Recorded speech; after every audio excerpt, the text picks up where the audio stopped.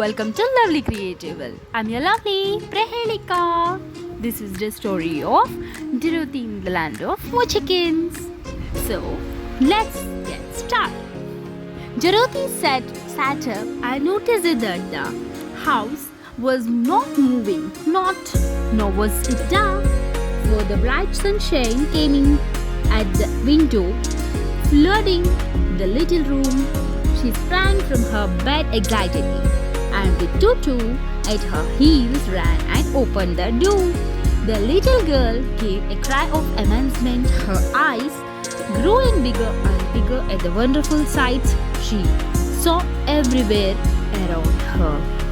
The cyclone had set this house down very gently in the midst of the country of marvelous beauty. There were stately trees bearing rich and luscious fruits, banks of gorgeous flowers were on every hand, and birds with rare and brilliant plumage sang and fluttered in the trees and bushes. A little way off was a small brook rushing and sparkling along between green banks. While she stood looking eagerly at the strange and beautiful sight, she noticed coming toward her a group of curious people she had ever seen. They were not as big as the ground floor she had always been used to, but neither were they very small. In fact, they seemed about as tall as Dorothy, who was a well-grown child for her age, although they looked many years older. Three were men and one a woman, and all were oddly dressed. They wore round hats with little bells around the brims that twinkled sweetly as they moved. Two of the men had beards, but the little woman was doubtless much older. Her face was covered with wrinkles, her hair was nearly white, and she walked rather stiffly. When these people drew near the house where Dorothy was standing in the doorway, they paused and whispered among themselves as if afraid to come farther. But the little old woman walked up to Dorothy, made a low bow, and said in a sweet voice, "You're welcome, most noble sorceress, to the land of the Muchikins. We are so grateful to you for having killed the wicked witch of the East and for setting our people free from bondage." Dorothy listened to the speech with wonder. What could the little woman possibly mean by calling her a sorceress and saying she had killed the wicked witch of the East? Dorothy was an innocent, harmless little girl who had been carried by a slight roan many miles from home, and she had never killed anything in her all her life. Dorothy said with hesitation, "You are very kind, but there must be some mistake. I have not killed anything." "Your house did anyway," replied the little old woman with a laugh. "And that is the same thing. See," she continued, pointing to the corner of the house. "There are her 2 feet still sticking out from under a block of wood." Dorothy looked and gave a little cry of fright. There, indeed, 2 feet were sticking out, short in silver shoes with pointed toes. "Oh dear," cried Dorothy, clapping her hands together in dismay. The house must have fallen on her, but who was she? "She was the wicked witch of the East, as I said," answered the little woman. "She was held all the Muchikins in bondage for many years and often made them slave for her night and day. Now they are all set free. I am very grateful to you for the favor." "Who are the Muchikins?" inquired Dorothy.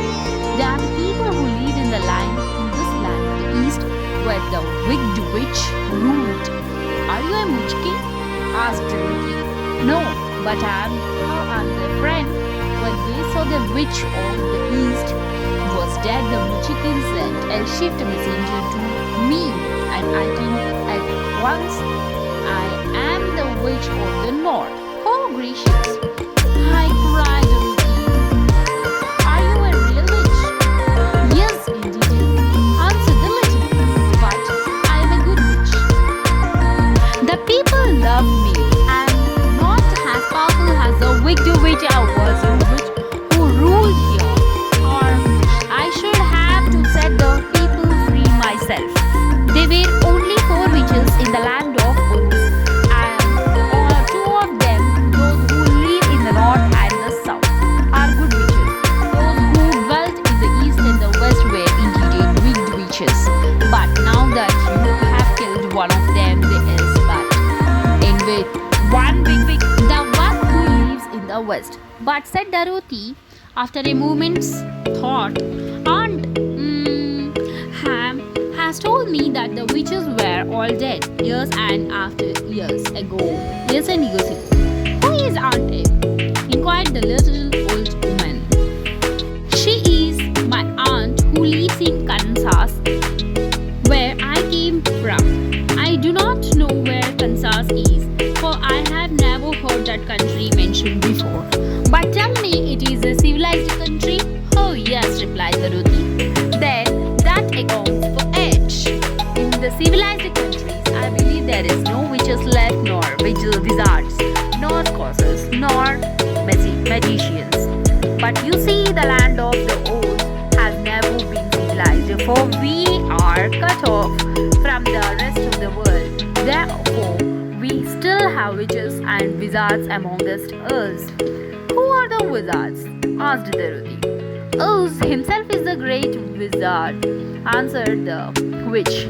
He is more powerful than all the rest of us together. He lives in the city of emeralds. Dorothy was going to ask another question, but just then the Muchikins, who had been standing silently by, gave a loud shout and pointed to the corner of the house where the wicked witch has been lying.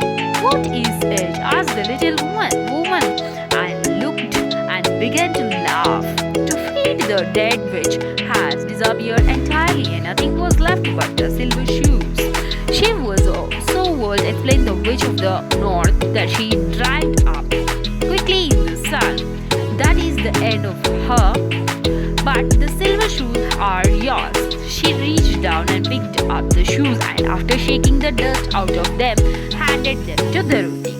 The witch of the east was proud of those silver shoes and said one of the Muchikins, and there is some charm connected with them. But what is we never knew. Dorothy carried the shoes into the house and placed them on the table, and then she came out again to the Muchikins and said, I am anxious to get back to my aunt and uncle, for I am sure they will worry about me. Can you help me find my way? The Muchikins and the witch first looked at one another and then at Dorothy, and then shook their heads at the east. Nor far from here, said one, there is a great desert, and none could live to cross it. It is the same at the south, said another, for I have been there and seen it. I am told, said the third man, that it is the same at the west, and that country where the wrinkles life is ruled by the wicked witch of the west, and who would make you her slave if you passed her way. The north is my home, said the old lady, and has at its edge of is the same great desert that surrounds this land of Oz. I'm afraid, my dear, you will have to live with us. Dorothy began to sob at this, for she felt lonely among all these strange people. Her tears seemed to breathe. The kind-hearted Muchikins, they immediately took out their handkerchiefs and began to weep also. As for the little old woman, she took her cap while she counted 1, 2, 3 in a solemn voice. At once the cap changed to the slate, on which was written in a big white chalk marks let Dorothy go to the city of emeralds.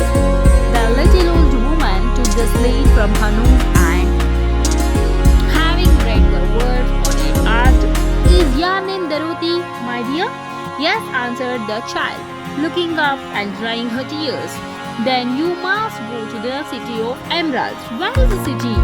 asked Dorothy.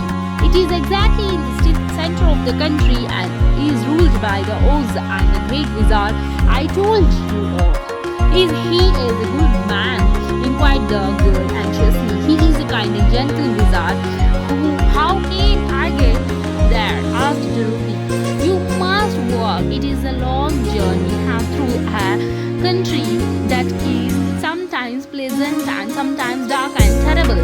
However, I will use all the magic arts I know of to keep you from harm. Won't you go with me?" pleaded the girl, who had begun to look upon the little old woman as her only friend. "No, I cannot do that," she replied, "but I will give you my kiss, and no one will dare injure a person who has been kissed by the witch of the north." She came close to Dorothy and kissed her gently on the forehead, where her lips touching the girl, they left a round shiny mark. "The road to the city of the emeralds is paved with a yellow brick," said the witch, "so you cannot miss it when you get to the Oz. Oh, do not be afraid of him, but tell your story and ask him to help you. Goodbye, my dear." The three Muchikins bowed low to her and wished her a pleasant journey, after which they walked away through the trees. The witch gave Dorothy a friendly little nod wrinkled around